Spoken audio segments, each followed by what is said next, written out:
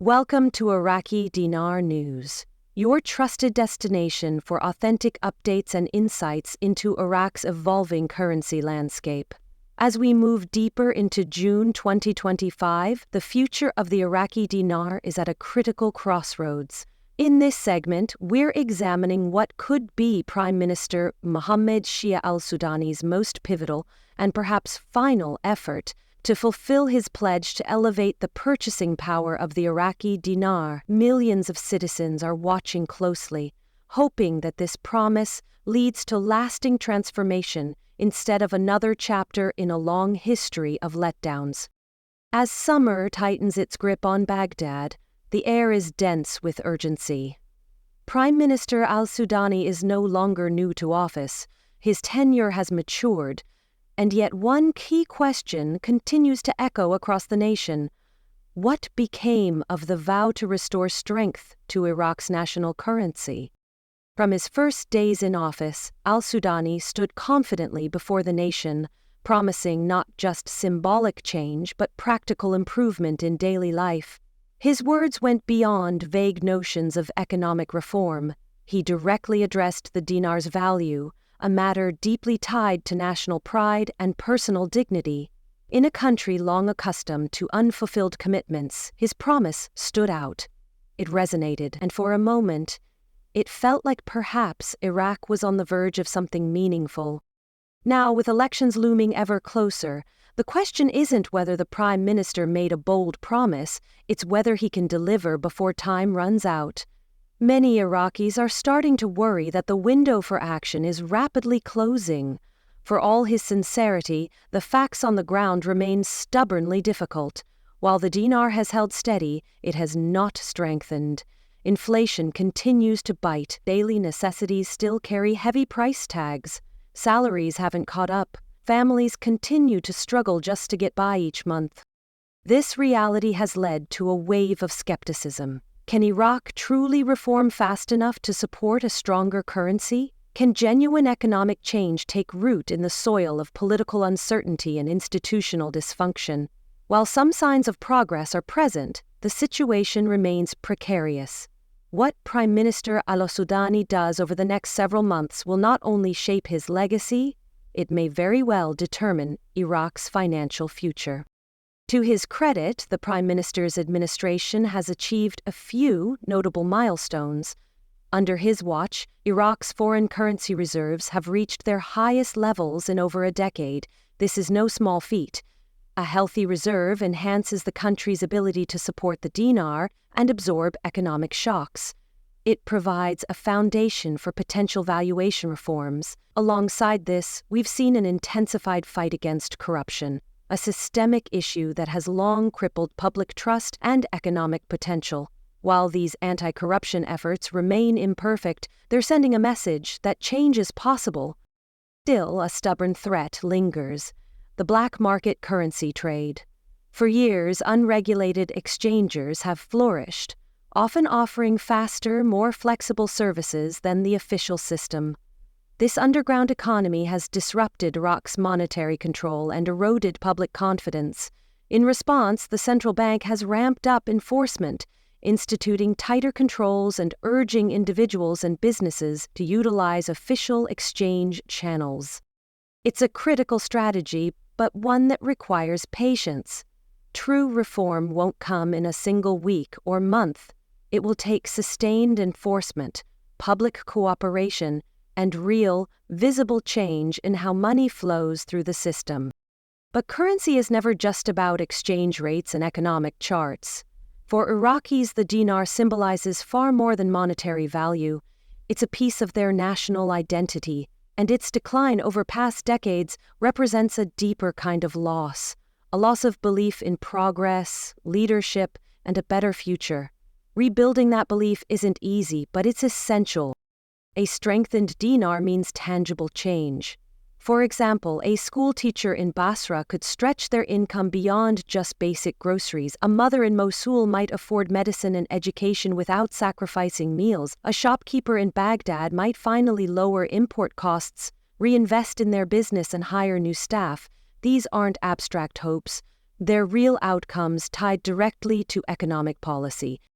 This is about more than numbers. It's about making daily life sustainable, turning hard work into opportunity, and letting ordinary people believe again in a future worth building. Al-Sudani understood this when he made his promise. But now, intentions must give way to action. The moment of truth is here. At the same time, global stakeholders are watching with keen interest. Iraq holds immense value on the international stage, both as a natural resource hub and a strategic player in the region. If al-Sudani can bring order to Iraq's finances and political systems, he stands to attract billions in global investment. That influx could revolutionize infrastructure, healthcare, education, and ultimately the currency itself. And already, parts of that vision are materializing. Infrastructure projects, from roads and power grids to water networks, are underway across the country. These aren't just cosmetic upgrades. They represent job creation, national rejuvenation, and progress people can actually see. Cranes moving in the skyline, pavement laid on roads long forgotten. It's not just about appearance, it's about momentum. But here lies another critical truth. Even if roads are paved and lights stay on, if the dinar remains undervalued, much of the population will continue to feel disconnected from these improvements. Economic empowerment must accompany infrastructure. The two are intertwined. If one lags, the other falters. As we continue our deep dive into Iraq's financial crossroads here at Iraqi Dinar News, it's crucial to understand how quickly political tides can shift, and with them the fate of economic reforms. With elections drawing closer, there's an undeniable sense of urgency. If Prime Minister al-Sudani loses power in the upcoming cycle, the economic path he's paved may not survive the transition. Political change often brings new priorities, and history has shown that fresh leadership doesn't always carry forward the plans of their predecessors. That's what makes this moment so pivotal. It's not merely about political victory. It's about locking in reforms that are strong enough to outlast any single administration. Al-Sudani has the chance to set a precedent, to prove that in modern Iraq, bold promises can evolve into real, lasting systems. And if he succeeds, future governments may be forced to continue the momentum or face public backlash for abandoning it. Still, not all experts are eager for a rapid revaluation of the dinar. Many economists urge caution, warning that a sudden spike in value while appealing to public sentiment could create serious volatility. Markets could reel, prices might spiral, confusion could paralyze both businesses and households. That's why the best path forward is grounded in patience and structure. Strengthening the currency from the inside out by boosting local production, reducing reliance on imports, and enhancing financial education lays the groundwork for long-term resilience. This kind of systemic improvement is less glamorous than overnight currency shifts, but it's far more sustainable. The idea isn't to chase headlines or applause. It's to construct an economic ecosystem that benefits every Iraqi, not just the politically connected or financially privileged. Across the country, the public mood is a complicated blend of cautious optimism and exhausted skepticism. Some citizens still carry hope, seeing slow but visible reform under al-Sudani's leadership. Others are tired, having witnessed far too many promises that led nowhere.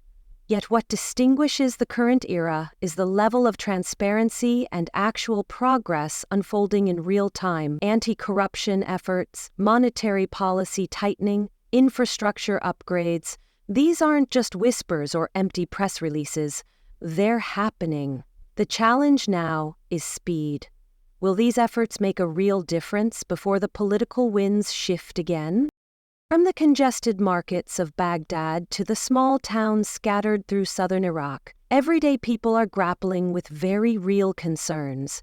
They're not just asking economic questions, they're asking about survival. Will the dinar gain strength? Will food prices come down? Will they be able to send their children to school without defaulting on bills? Can they afford a roof repair before the next rainy season? These are the kinds of questions that touch every corner of life. What's perhaps most telling is the renewed level of civic engagement. For the first time in years, the Iraqi public is watching its leaders with intensity. They're demanding accountability, they're monitoring promises. That, in itself, marks a cultural shift.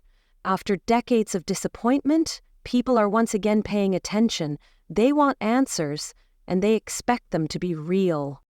Al-Sudani has an opportunity to respond with something rare in Iraqi politics: delivery.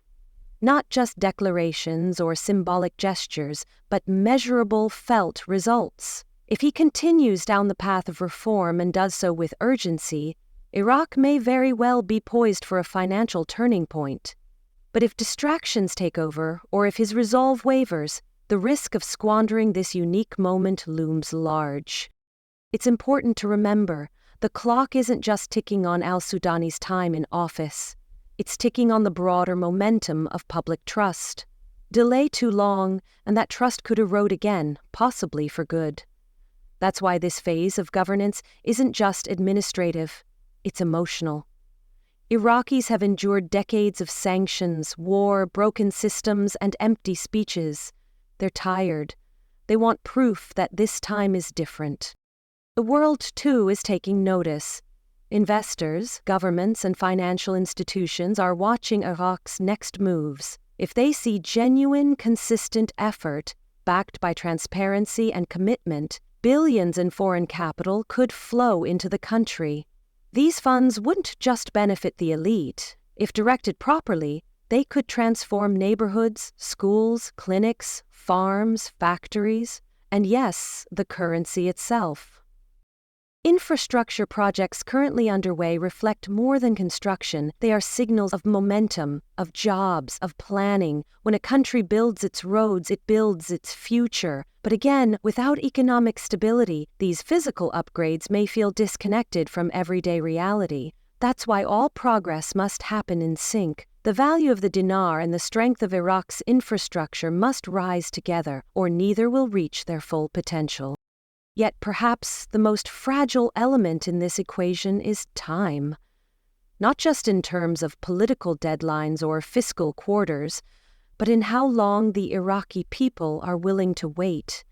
Rebuilding trust and maintaining it is one of the hardest challenges any leader can face. But it is also the most essential, and right now, Iraq has a rare opening to meet that challenge head-on. What makes this final stretch so critical is that it's no longer just about policy. It's about proving that real leadership can exist in modern Iraq. Prime Minister al-Sudani's approach, though cautious and calculated, has laid the groundwork. But groundwork isn't enough anymore. Now is the time for delivery. Delivery that must resonate not just in government halls, but in the kitchens, markets, and classrooms across the nation. Economic recovery isn't only measured by GDP or stock market graphs. For Iraqis, progress is personal. It's whether they can afford clean water, reliable electricity, or basic medical care. It's whether salaries match the cost of living. It's whether children have textbooks, not just promises. A stronger dinar isn't just a symbolic goal. It's the difference between surviving and thriving. That's why every decision made today, every reform passed, every law enforced, every corrupt deal dismantled holds weight far beyond the numbers. These are steps toward restoring something deeper: dignity. After decades of upheaval, Iraqis deserve to feel proud of their nation, not weary from it. But there's a delicate balance to maintain. Moving too slowly risks eroding hope. Moving too quickly risks destabilization. Al-Sudani must walk this tightrope with precision, courage, and transparency. It's not just about avoiding failure, it's about actively building confidence, both at home and abroad. Internationally, there is cautious optimism. Major economic powers are evaluating Iraq's potential. Global banks are tracking reforms. Foreign ministries are drafting strategy documents. If Iraq continues its current trajectory, it could see a massive wave of investment in 2025 and beyond. But all of this hinges on a single, fragile truth: consistency. One misstep, one corruption scandal, or one poorly communicated shift in monetary policy could undo months of progress. That's why the spotlight is not only on Prime Minister al-Sudani but also on the entire institutional ecosystem, from the central bank to parliament, from provincial governors to financial regulators. Everyone must align. Iraq's future can't rest on a single leader. It must be carried by a coordinated collective movement. In recent weeks, there's been an uptick in citizen engagement. Grassroots financial education campaigns are appearing in cities like Kirkuk and Najaf, aimed at explaining how exchange rates work, why using official currency channels matters, and how transparency benefits the average citizen. These efforts, though small, represent a shift in public awareness, a willingness to participate in reform, not just wait for it. That participation will be critical. No government can succeed without its people. If Iraqis continue to demand accountability, embrace transparency, and support ethical leadership, the country stands a genuine chance of transformation, not through miracles, but through discipline, reform, and shared purpose. And through it all, the dinar remains at the center, not just as currency, but as a cultural totem, a symbol of where Iraq has been and where it could go.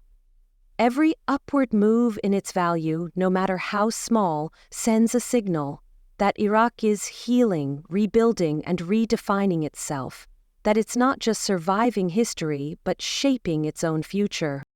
To the millions of Iraqis holding on to hope, waiting for their efforts to be met with results, your patience matters. Your voice matters.